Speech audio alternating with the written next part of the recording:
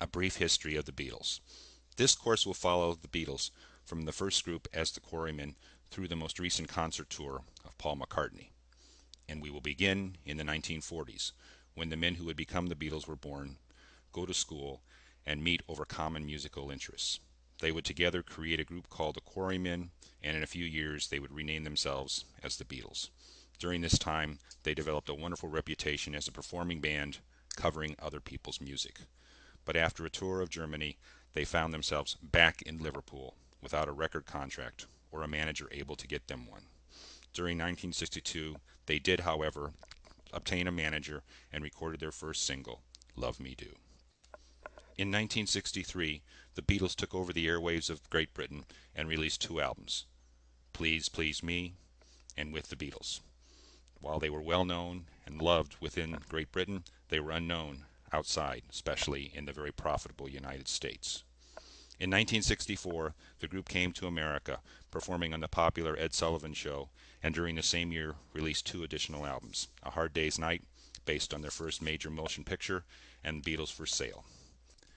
1965 had the Beatles continuing to develop as musical artists and have an impact on culture. They released the album Help, based on their second motion picture, and the other album was called Rubber Soul, completely unlike the sounds of their earlier work. The Beatles also performed their last concert in the United States. The Beatles saw 1966 as the last year they would actively tour.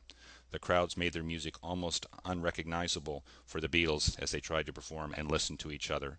More satisfying, they found, was performing in the studio. The Beatles album Revolver illustrates this point. The Beatles returned to the studio to make more music, and in 1967 released the first LP during this era. It was known as Sgt. Pepper's Lonely Hearts Club Band, many consider to be the best record they had ever made. They also released their third movie, Magical Mystery Tour. In 1968, the Beatles continued to work in the studio, but rumors of division within the band populated the media. The Beatles, also known as the White Album, was a two-album record released during this time which contains a mixture of styles and different kinds of musical techniques. The year 1969 was the year that the Beatles began to split apart. In early 1969, the Beatles began another movie project entitled Let It Be. The movie was to be about a band making an album. After the project had finished, the Beatles went back into the studio again later that year, and in late 1969 released the album Let Abbey Road. While it would not be their final LP released, it was the last LP that they had actually recorded together as the Beatles. In 1970, the Beatles issued an announcement that they had officially broken up. They did release the earlier recorded Let It Be as both a movie and as an LP, but this was to be the last of the Beatles as a collective group.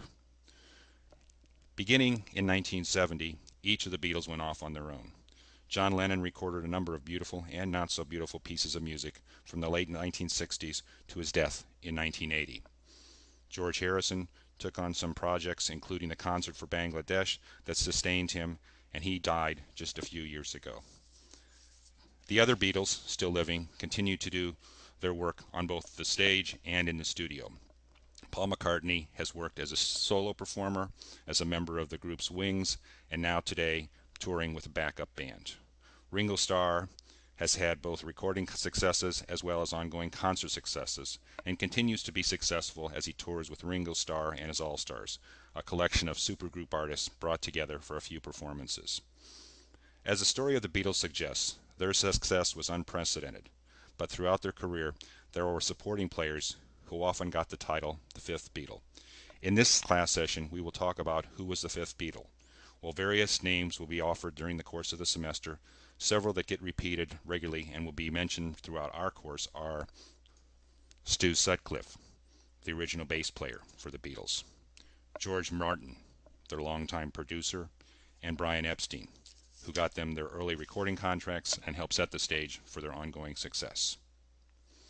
Having had a chance to go through the history of the Beatles in this class, we will return to try to redefine who the Beatles are, given what we have learned and what we have studied. I hope you have a great class.